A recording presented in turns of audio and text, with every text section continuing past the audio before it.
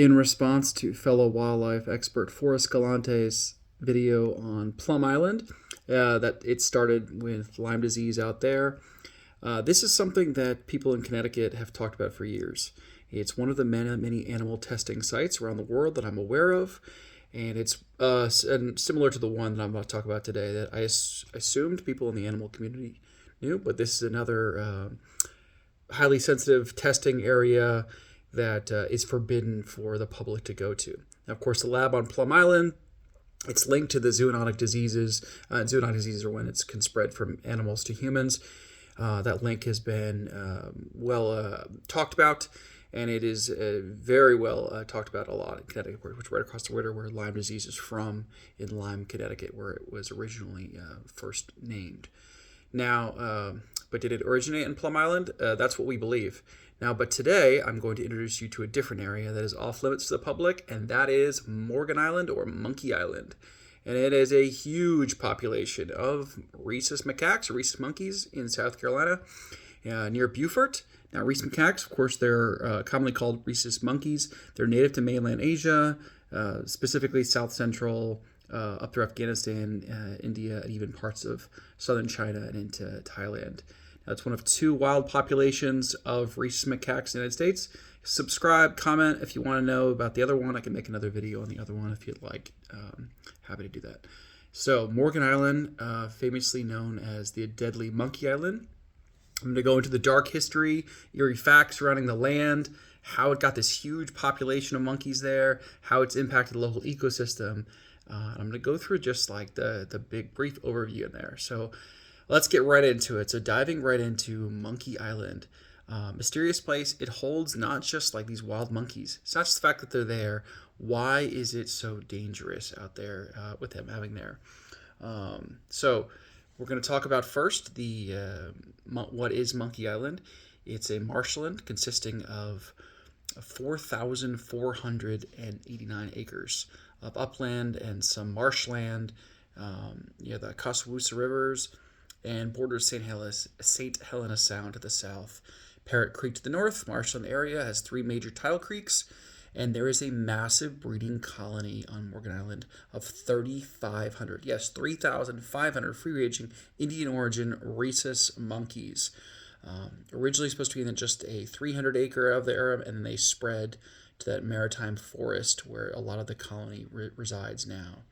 Now, we'll talk about the other one if you want. I have it in a video, but it is owned by the South Carolina Department of Natural Resources, and it's in the news now because of the potential for defunding under the Trump administration for monkey research. The monkeys that live on the island that are owned by the National Institute for Allergy and Infectious Diseases and for public health research. So you have monkeys that are owned by the department that tests on infectious diseases. Humans dare not go there.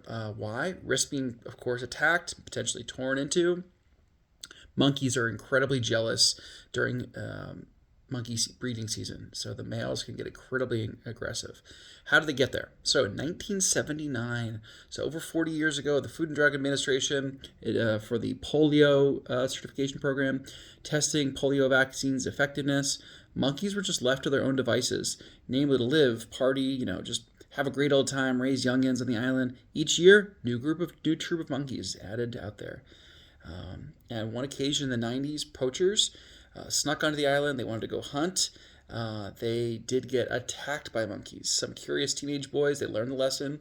They went on the island. They heard screeching noises, looked up, and hundreds of monkeys began swinging down from trees. The boys got out of the way. They were covered in monkey feces. You must steer clear. You're not allowed to go there. Macaques incredibly violent during breeding season. They can not only just inflict serious wounds, they can also spread bacteria, herpes, and other diseases that zoonotic diseases that humans could catch. In fact, hundreds of cases of macaque bites happen worldwide each year. 20% of animal bites that happen to humans are from monkeys around the world. Now, 25% of the macaques, just for example, in Florida and the other population, also have herpes that humans can catch.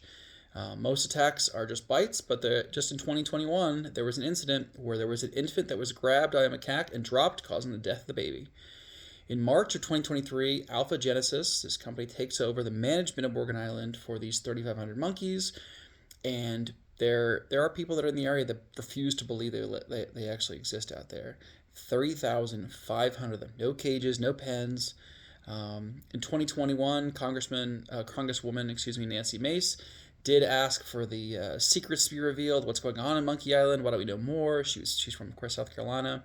She released photographs, documents, experiments. She wanted to know what was going on, and called it teamed up with the White Coat Waste Project. Huge taxpayer watchdog looked at the fact that 600 monkeys are taken out of the island every year for testing experiments. She asked, what is going on? What kind of tests? We know they've been injecting Mars, Ebola, and other deadly diseases in the monkeys. What is going on? In fact, over billions of dollars have been spent on monkey research. So what do you think? What's actually going on in South Carolina on this monkey island? And let me know if you want to know any other areas that are out there for wildlife testing. Once again, thank you all for liking and subscribing.